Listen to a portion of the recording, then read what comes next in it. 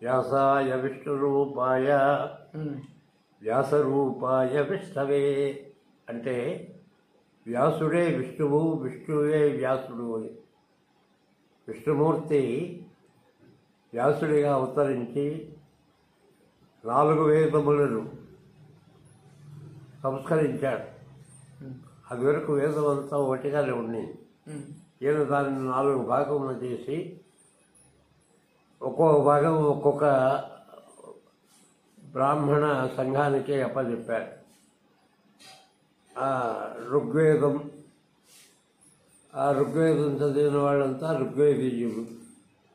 యజుర్వేదం,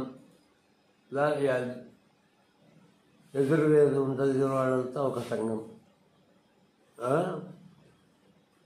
సామవేదం, సామవేదం అంటే సంగీతానికి సంబంధించిన వేదం, వాళ్లకు ఒక గ్రూప్ వాళ్ళకు అది అప్పచెప్పాడు. అధర్వణ వేదం, అధర్వణ వేదం అంటే యంత్రముల చేత పని చేయించడం, అది అధర్వణ వేదం యొక్క ఉద్దేశం. ఇట్లా 4 వేదములను సంస్కరించి బ్రాహ్మణులకు అప్పచెప్పి వీటిని మీరు కంఠస్థం చేయమని చెప్పారు. ఆ తర్వాత భారత కథను చెప్పడానికి పూనుకున్నాడు. అదే మహాభారతం. అది వ్యాసుడు రాశాడు. భారత కథ అంతా దాంట్లో ఉంటుంది. దానికి పంచమ వేదం అని కూడా పేరు. అంటే 4 వేదముల్లో ఉండేటువంటి సారాన్నంతా గ్రహించి ఈ భారతంలో దానిని పొందుపరిచాడు. అందువల్ల భారతానికి పంచమ వేదము అని పేరు. ఆ తర్వాత అనేక పురాణములు ఇవన్నీ రాశాడు. ఆఖరణ ఇన్ని రాసినా కూడా ఆయనకు తృప్తి కలగల. అప్పుడు ఆలోచిస్తూ ఉంటే నారద మహర్షి చూశాడు. మహానుభావ వ్యాస మహర్షి, ఏమిటి దిగులుగా ఉన్నావు? నువ్వు ఇన్ని పుస్తకములు రచించావు కదా, ఇన్ని గ్రంథాలు, మరి ఇంకా ఎందుకయ్యా దిగులు పడుతున్నావు అని అడిగాడు. అప్పుడు నేను చెప్పుకొచ్చాడు, నేను అన్నీ రాశా కానీ ఏదో కొరవ కనపడుతున్నది నాకు, ఇంకా రాయకపోతేనే, దాని గురించి రాయలేదని ఏదో ఒక విషయంలో నాకు కొరతగా ఉన్నది. అప్పుడు నారద మహర్షి చెప్పాడు, నువ్వు అన్నీ రాశావు కానీ భగవంతుడి యొక్క కథను రాయలేదయ్యా. అందువల్ల మహాభాగవతాన్ని నువ్వు తెలుగులో రాయవలసింది, సంస్కృత భాషలో రాయవలసింది అని చెప్పుకొచ్చాడు. అప్పుడు భారత కథకు దీనికి సాపట్యం చెప్పి పరీక్షణ్ మహారాజు యొక్క వృత్తాంతమును తీసుకొచ్చి ఆయనను బ్రాహ్మణ కుమారుడు శపించడం, ఆ శాపగ్రస్తంగా తక్షకుడు చేత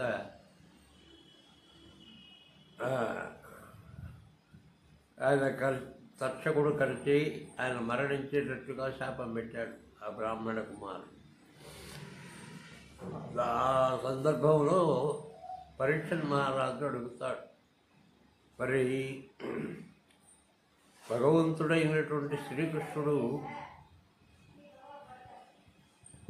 వారు ఎందు ఉన్నాడు కదా, మరి వారిని ఎందుకు తప్పించలేదు అని అడిగాడు. కాబట్టి పాండవులు ఇంత కష్టపడి ఎందుకు కష్టాలు అనుభవించాలి అంటే, ఎప్పుడు కూడా ధర్మము నిలబడాలంటే కొంత కష్టం పడవాలి. ఆ కష్టము వలన ధర్మాన్ని మరలా పునఃస్థాపితం చేస్తాడు భగవానుడు. కాబట్టి ఆ విధంగా భాగవతాన్ని చెప్తూ ఉంటే పరీక్షణ్ మహారాజు వింటూ ఉన్నాడు. అంతా విన్న తర్వాత ఆయనకు బ్రాహ్మణ శాపం తగిలి చేరింది. ఆ బ్రాహ్మణ శాపం ఫలితంగా మహారాజు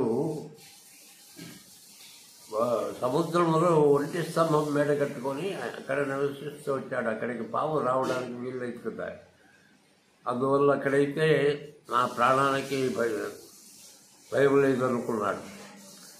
అక్కడ ఒంటి స్తంభం మేడ కట్టి అక్కడ కూర్చొని సుఖ మహర్షి చెప్తూ ఉంటే ఇవన్నీ పురాణములు శాస్త్రములు ఇవన్నీ వింటూ సత్కారక్షేపం చేస్తున్నాడు. ఆఖరి రోజున ఒక మామిడి పండు తీసుకొచ్చారు మహారాజుకు. వచ్చిన పండులో ఒక పండు తరగడంతో దాంట్లో నుంచి ఒక చిన్న పురుగు బయటకు వచ్చింది. ఆ పురుగు పెద్ద మహాసర్పంగా మారి మహారాజును కాటు వేయడం. ఆ విధంగా పరీక్షణ్ మహారాజు నిర్యాణం చెందాడు. ఇది భాగవతం యొక్క ప్రారంభ దశ. అవన్నీ వింటూ ఉంటే ఆయన యొక్క చేసినటువంటి పాపములన్నీ పోతాయని నమ్మికతో పరీక్షణ్ మహారాజు అడగడం, సుఖ మహర్షి చెప్పడం జరిగింది. ఈ మహాభాగవతం ఎటువంటిదంటే అది మనము ఒకవేళ చదవలేకపోయినా, ఎవరన్నా చెబుతుంటే వినలేకపోయినా, ఒక గ్రంథం ఆ పుస్తకం మన ఇంటిలో కనుక ఉంటే ఇంట్లో ఉండేటువంటి సర్వదోషములు హరింపబడి ఆ ఇంటి యజమాని మోక్షపదాన్ని పొందుతాడని కూడా మన వాళ్ళ నమ్మకం. అసలు భాగవతం యొక్క పేరులోనే ఉంది. ఆ భాగవతం యొక్క అర్థమంతా దానిలో నిమిట్టాడు. భా అంటే భక్తి, గా అంటే జ్ఞానము, వా అంటే వైరాగ్యం, తా అంటే తత్వము, ఊ అంటే ముక్తి. భక్తి జ్ఞాన వైరాగ్య తత్వ ముక్తులను తెలియజేయడానికి భాగవతం. ఆ విధంగా భాగవతం మన ఆంధ్రులకు వెలగట్టలేని సంపదగా తెలుగులో పోతనామాచుడు తెలుగులో ఆంధ్రీకరించాడు దాన్ని, సంస్కృత భాగవత.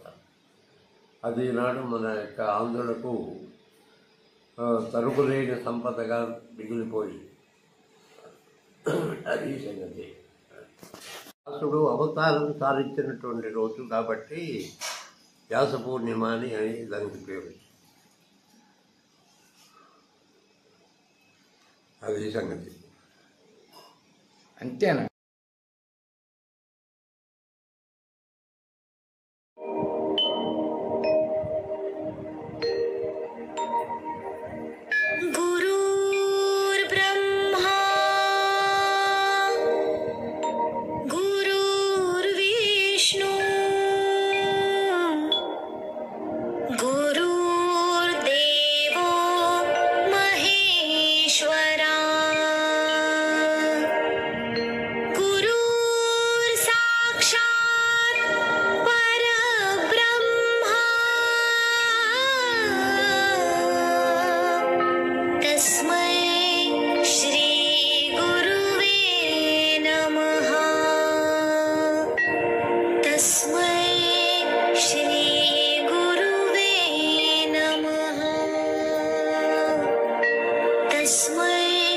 श्री